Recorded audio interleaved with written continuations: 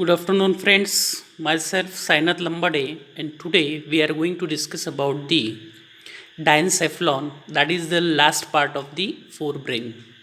As this is a part of a chapter Control and Coordination, lecture number 10th. So, this diencephalon is also known as a thalamine cephalon. That is also called as a thalamine cephalon. That is called as a thalamine cephalon. And the address of the diencephalon, it lies below the corpus callosum and above the midbrain. Corpus callosum, which help in the joining of two cerebral hemisphere of the cerebrum. You may also say it is a sandwich between the cerebrum and midbrain. Diencephalon is sandwich between the midbrain and cerebrum.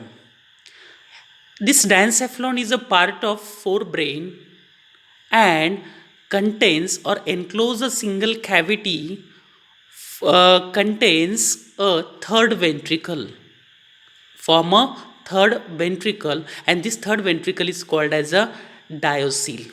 The third ventricle is called as a diocele, and as you know, the diencephalon has been divided into three parts. This is a epithalamus, thalamus, and hypothalamus. Epithalamus is the roof of the diencephalon. That is a roof of diencephalon, and thalamus are the walls of the diencephalon, and hypothalamus, that is a floor of the diencephalon.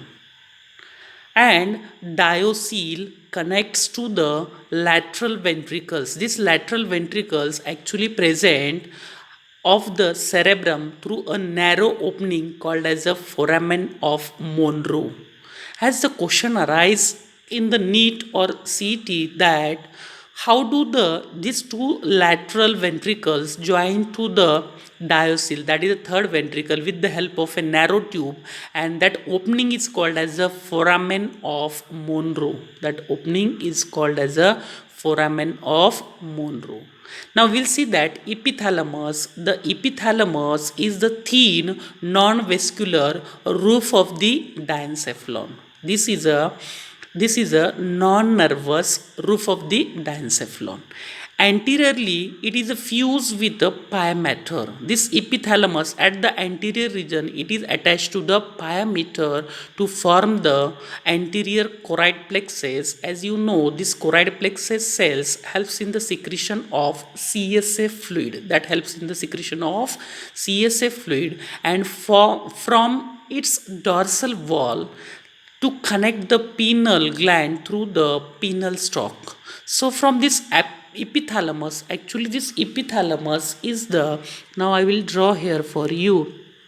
This is actually a position of like this diencephalon, and this is called as a thalamus. These are the thalamus. These are the walls.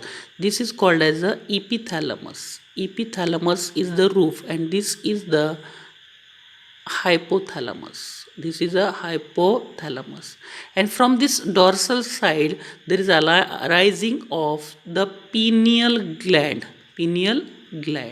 and from this anterior part there is a arising of pituitary gland.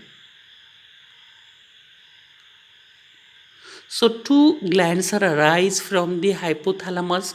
From this floor hypothalamus there arise a pituitary gland, and from the epithalamus, but epithalamus posterior part there is a arising of pineal gland.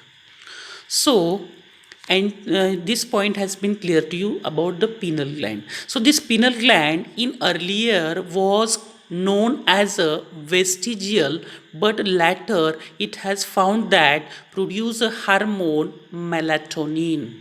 First of all, at the last earlier, the pineal gland was known as a vestigial organ. It was no useful thing. It was not useful.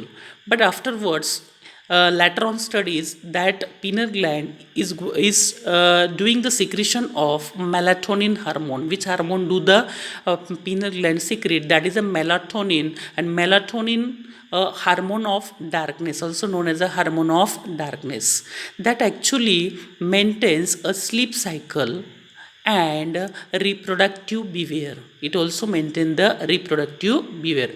This sleep cycle and wake up cycle by the melatonin. The regulation of sleep and wake up cycle is carried out by the melatonin. So here I have drawn the diagram that where do the presence of this diencephalon. This is a spinal cord, this is a medulla, this pons varoli, this is a midbrain, and above the midbrain there is having the presence of this diencephalon, and this diencephalon is the floor having the hypothalamus, and in the hypothalamus there is a rising of the pituitary gland, and this is the roof that is called as the epithalamus, and this roof is the posterior part that is having the arising of pineal gland, and this anterior part will joint with the pia mater and form the choroid plexus, which help in the secretion of CSF fluid. This point is clear to you. Now next we'll see that the lateral walls. The lateral thick walls of the diencephalon are called thalami. The lateral walls. This is a diencephalon, and these are the lateral walls of the diencephalon. These are attached to each other with the help of they are having the presence of contain a gray matter. They contain a gray matter. Thalami contains a gray matter, and the two walls or thalami are joined with each other with the help of habenacular commissure. This also question arise in the need that the two walls of the thalami are joined with what or dash that is joined with the habenacular commissure. So followed by this, different parts of the brain are interconnected by the rus. There is also having the presence of by this in thalamus. Thalamus are the windows of the cerebrum. They are the windows of the cerebrum. Whatever the information that is to pass to the cerebrum will give, or that is not important, that will be not given to the cerebrum. So they are known as windows of the cerebrum. So different parts of the brain are interconnected by the RAS, that is a reticular activating system, through the thalami. They are actually with the help of thalami. It is called relay center as it transmit all the sensory impulse except those of olfactory smell. All the sensory information that is actually passed to the cerebrum with the help of this thalami except the olfactory smell to the cerebrum, and they are also known as a gatekeeper of the cerebrum, connecting the anterior lateral ventricles to the ether posteriorly. And followed by this, the narrow cavity of the third ventricle. There is also having the presence in the diocele or diencephalon. There is having the presence of one cavity, and that cavity you may say that ventricle, third ventricle, that is the name as a diocele, and anteriorly join the two lateral ventricles. At the anterior point that join the two lateral ventricles, which these ventricles are the part of the cerebrum with the help of foramen of Monroe, already we have seen. Posteriorly to this fourth ventricle, posterior part of this diencephalon are joined to the fourth ventricle, that is called as a metacele, that is known as a metacele, through the narrow duct. This narrow duct of Salvius or ether, they are joined posteriorly to the fourth ventricle, and this fourth ventricle actually lies in the medulla oblongata, and so that is called as a metacele, and that third ventricle is joined to the fourth ventricle with the help of a narrow duct of Salvius or ether. Now followed by this, we are going to study about the hypothalamus. Now we are going to study about the hypothalamus. As hypothalamus, it is forms a floor of the diencephalon. As all you know, that forms a floor of the diencephalon, and it is richly supplied with the blood vessels. This hypothalamus is having the presence of high blood vessels, means it is a highly vascular.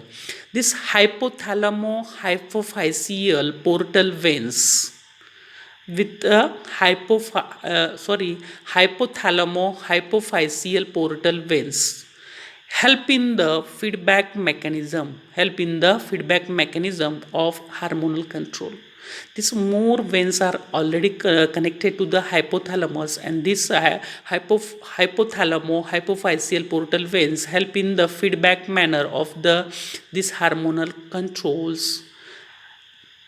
Then it maintains the homeostasis, means homeostasis to maintain the bodily temperature, that is carried out by the hypothalamus. The body temperature is also maintained by the hypothalamus. Internal equilibrium of the body and involuntary behavior control, and involuntary, those behavior which are not under the control of the brain. The hypothalamus also contains hypothalamic nuclei. The hypothalamus also having the presence of hypothalamic nuclei in its white matter. Like a cerebrum, there are also having the presence of some cyton or neuron body present in the white matter. They are called as a nucleus or basal nuclei. Like that also in the hypothalamus, there are in the white matter there are presence of neuron body and white matter. There are a lot of neurons, they release hormones. Hypothalamus lies at the base of thalamus. Actually hypothalamus lies at the base of thalamus are the wall, and base of the walls they lie the hypothalamus, that is a floor. They also refer to the pituitary gland with the neurosecretory cells involved into the production of hormones, that is oxytocin and vasopressin. Oxytocin, that you know that this hormone is called as a love hormone, love bonding hormone, and vasopressin. Followed by this hypothalamus is a link between nervous system and endocrine system. Hypothalamus also help in the linking between the nervous system and endocrine system. Hypothalamus has a higher centers of endocrine system or contains a centers of controlling. Mainly bodily controlling centers which are mainly present in the hypothalamus. It regulates the heart rate. This is a controlling center of heart rate, respiration, blood pressure, again body temperature plus water and electrolyte balance.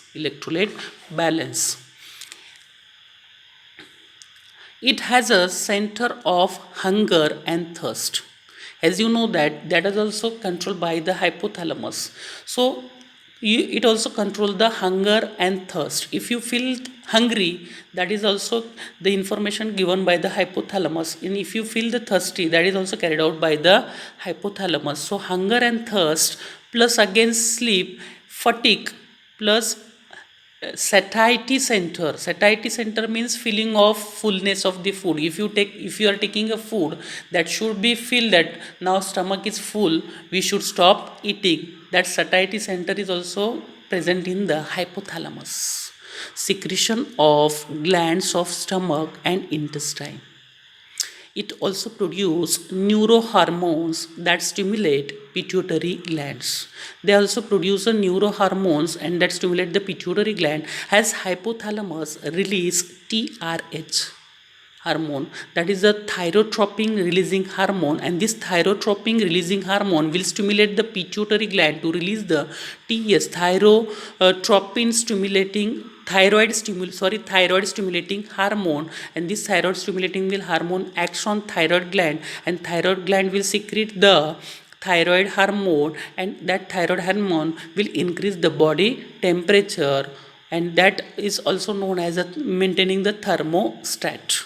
And followed by this, now last point that we are going to discuss about the basal nuclei and hypothalamus. Both of these actually responsible for the formation of emotions, and mixing of this basal nuclei plus hypothalamus will give us limbic system, and it is also known as a emotional brain. This limbic system is also known as a emotional brain, and it is formed by the hypothalamus.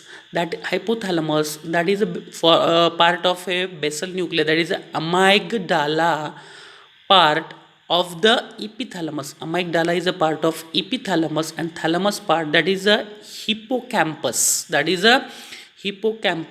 This amygdala plus hippocampus, this amygdala do the secretion of that do the secretion of or main center of rage and fear. Rage and fear. Rage means that in Hindi you may say that gussa ana, and fear center, that is actually main center which is carried out by the amygdala and hippocampus. That is actually these both are the part of the basal nuclei, and this hippocampus, what does the hippocampus do? Convert the short term into the long term memory. Whatever the short term memory is there, it is converted into the long term memory. In this way we have completed our diencephalon, and diencephalon has a three part, that is a epithalamus, that is a roof, that is a then that walls, that is a thalamus, that are called as a thalami, and last part is the hypothalamus. Thank you for this lecture.